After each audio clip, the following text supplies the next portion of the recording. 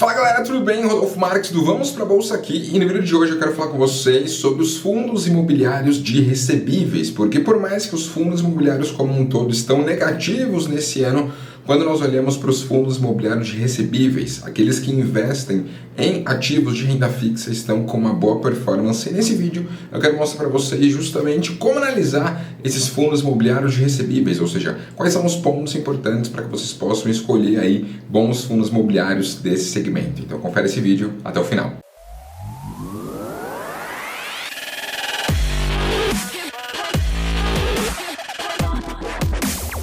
E bom, se é a sua primeira vez aqui no canal do Trademap, já aproveita para se inscrever, para deixar o seu like, porque toda semana tem muito conteúdo de valor. E se você não me conhece, eu sou especialista em investimentos e toda semana estou aqui compartilhando conteúdo no Trademap, compartilho também no meu Instagram, @vamosprabolsa. E galera, vamos falar aqui sobre os fundos imobiliários de recebíveis, tá? Eu estou aqui com a tela do Trademap aberta e a ideia é justamente mostrar para vocês a performance de alguns fundos imobiliários de recebíveis e principalmente mostrar ali as características que eles têm em comum, beleza? Então assim, quando nós vamos para o RBRY11, que é um fundo imobiliário de recebíveis, dá para ver aqui no Trademap que ele está com uma performance nos últimos 12 meses de 9,18 ao ano. Quando nós vamos aqui para baixo, olha os dividendos, galera, tá pagando aqui ó, 9,66 nos últimos 12 meses, né? Vou até pegar aqui o período de um ano.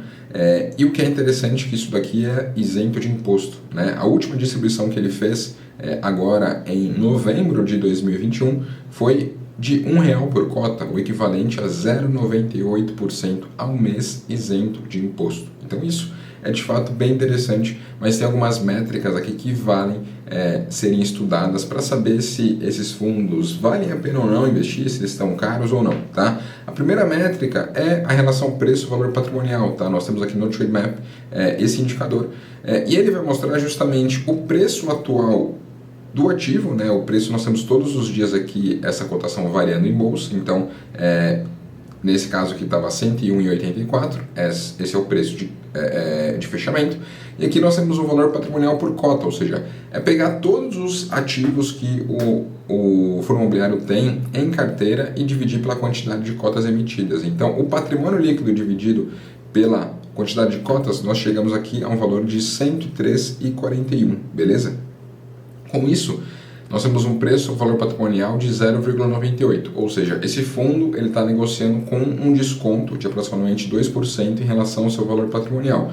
Então nessa métrica ele está descontado, ele está barato ainda em relação ao seu valor patrimonial. O que não é interessante é quando essa relação está muito acima de 1, né? 1,10, 1,20, porque aí você vai pagar mais caro em algo do que realmente de fato ele vale. E é até legal que no Trademap você consegue acompanhar o histórico desse indicador do ativo para saber se como que ele está, se ele já teve mais caro ou se ele já teve mais barato. Temos um exemplo aqui, o IRDM11, que é um fundo imobiliário aí também de recebíveis, que olha só, ele já chegou a negociar numa relação muito maior, né, de 1,16, de 1,20, olha só, 1,26, só que ele está hoje negociando a 1,10, ou seja, esse valor tende à média, né? Ele é um fundo que, por exemplo, nos últimos 12 meses pagou 13,24% para o investidor, só que ele está negociando aí 10% a mais do que o valor que de fato ele vale. O valor do seu patrimônio líquido dividido pelas cotas é de 96,93 e o valor que ele está em mercado é de 106,60, tá bom? Mas assim, tem outros fatores importantes para serem analisados além disso, tá? Sempre quando nós vamos aqui em documentos, é possível que nós possamos pegar os relatórios gerenciais dos fundos imobiliários, tá? Para que você possa ver ali as informações também do ativo. Só que o que eu gosto de olhar nesses relatórios gerenciais, né, galera? É você entender da estrutura como um todo, tá? Como um fundo de recebíveis, ele acaba investindo ali em vários títulos de renda fixa, um dos principais pontos que eu gosto de olhar é essa questão aqui, ó, as operações, ou seja, qual é a quantidade de títulos recebíveis diferentes que tem dentro desse fundo. Então eu gosto de priorizar por uma diversificação. Eu gosto de olhar para fundos que tenham no mínimo 20 operações diferentes, que tenham 20 títulos de recebíveis diferentes para que eu tenha uma tranquilidade maior, porque se algum título der problema, ele não vai representar tanto do patrimônio e com isso eu tenho uma diversificação e maior segurança, beleza? Outro ponto muito importante, galera, a ser analisado é o LTV, é a razão de garantia. Então, como que é essa razão de garantia? Porque esses CRIs, né, os certificados de recebíveis imobiliários que tem dentro desses fundos de fundos imobiliários, eles não têm garantia do FGC, né? Quando você pega um CDB, por exemplo, você tem garantia do FGC, você pega um LCI, LCA, você tem tudo isso. Quando você pega esses títulos mais estruturados, eles não têm garantia do FGC, só que eles podem ter uma garantia real. Então, esse LTV, ele nada mais é do que o Loan to Value, ou seja, é a razão de garantia.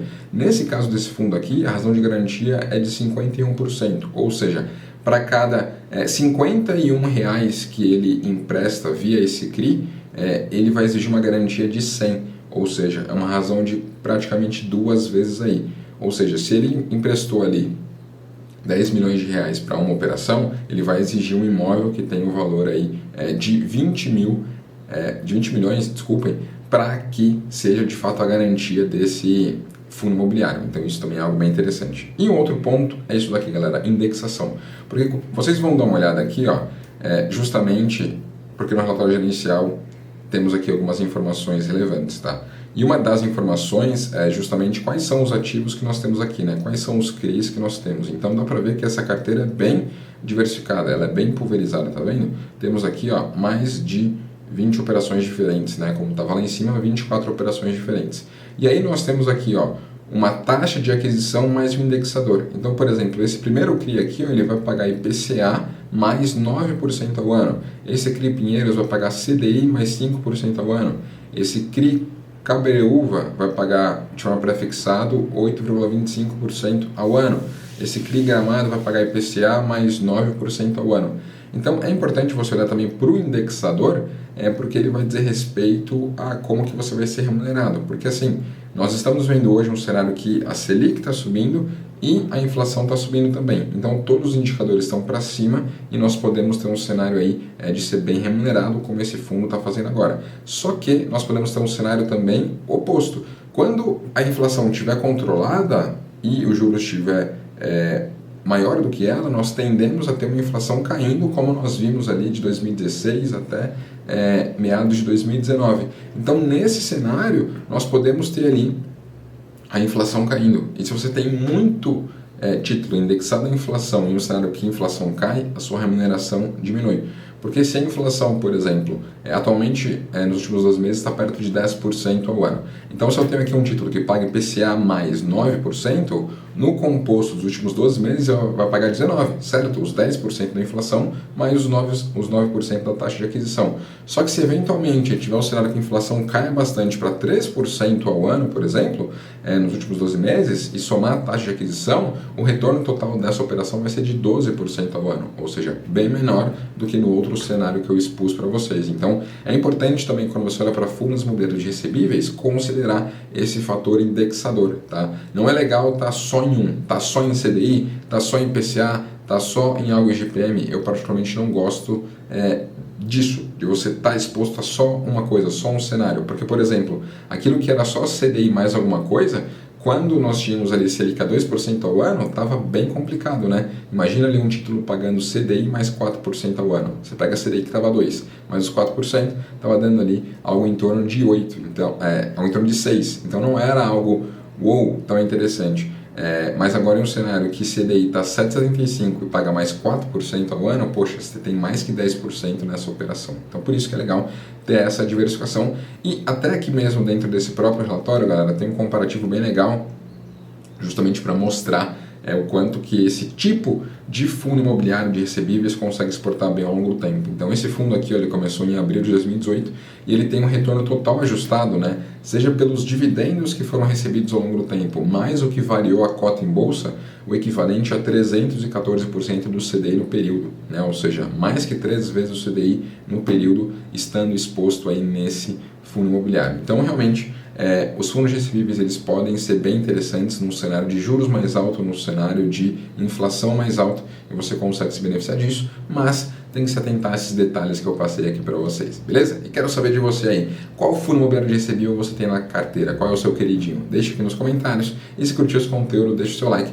se inscreve aqui no canal Trademap, porque toda semana tem muito conteúdo de valor por aqui. Tamo junto!